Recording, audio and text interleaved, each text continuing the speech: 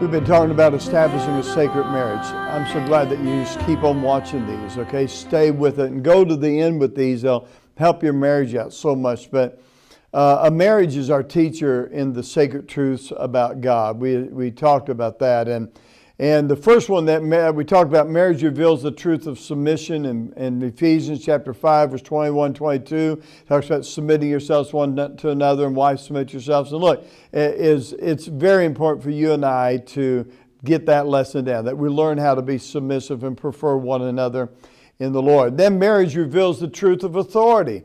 We've seen that in verses 23 through 24. The Bible tells us how the husband is the head of the wife, and Christ is the head of the church, and we're to be submissive to the church, as the wife is supposed to be submissive to her husband.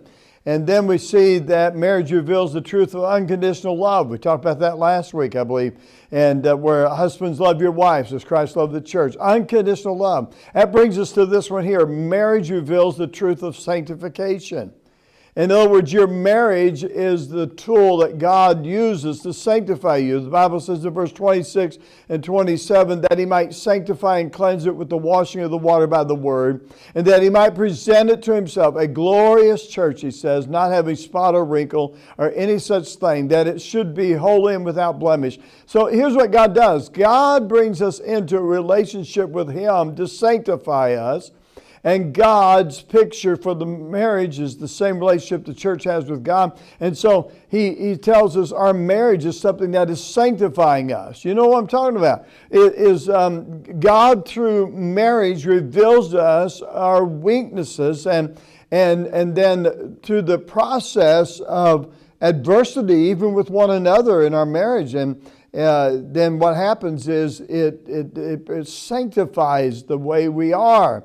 It burns out the dross. In other words, I've said it many times, is that marriage is simply the oven that God puts us in to get our bread done.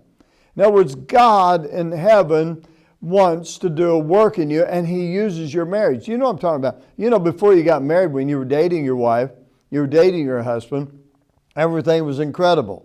And then when you get together and you bring two different worlds and you mesh them together from different backgrounds, different philosophies of life, different ways that we were raised, and whatever different standards or whatever. Okay, so we bring that into a marriage, and what does it do? It sanctifies us. It purifies us. And through the adversity of each other's relationship, then we began to understand that it reveals to us our anger, it reveals to us how we are irritable, it reveals to us how our relationship with God is not as strong as it really is.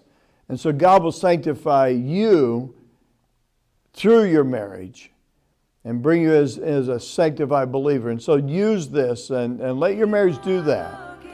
Now I want you to do me a favor, and that is share this with somebody, and let's get the word out on how to establish a sacred marriage.